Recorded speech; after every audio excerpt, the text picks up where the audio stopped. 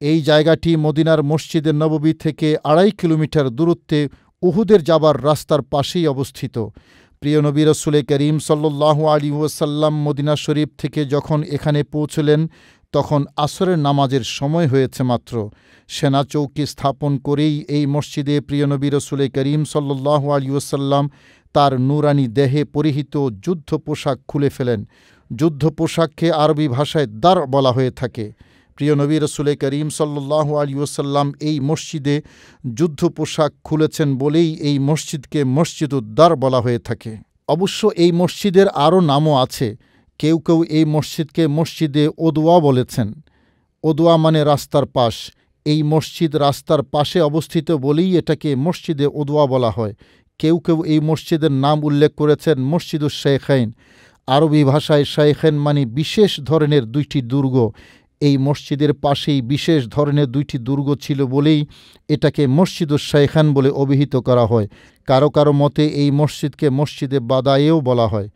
রাসূল করিম সাল্লাল্লাহু আলাইহি ওয়াসাল্লাম উহুদের যুদ্ধে যাবার সময় সাহাবায়ে কেরাম যারা যুদ্ধে অংশগ্রহণ করবেন তাদেরকে এখানে বিন্যস্ত করেছিলেন। সারিবদ্ধভাবে তাদেরকে সাজিয়েছিলেন এই জায়গায়।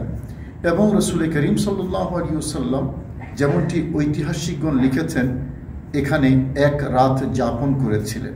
এই সেই জায়গা পেয়ারা নবী রাসূল করিম সাল্লাল্লাহু আলাইহি ওয়াসাল্লামের স্মৃতি বিজড়িত। এই মসজিদটি আপনারা দেখতে পাচ্ছেন। আমরা একেবারেই পুরাতন স্থাপত্য।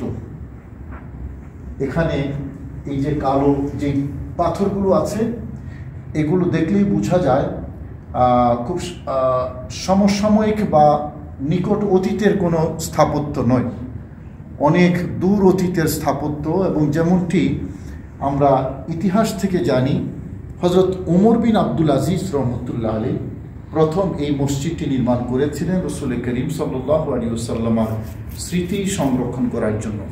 আমরা যদি এই পিলারটি যদি একটু দেখি, আপনারা দেখুন এই পিলারটা, এটা একটা বিশাল পিলার, অনেক বড় একটা পিলার।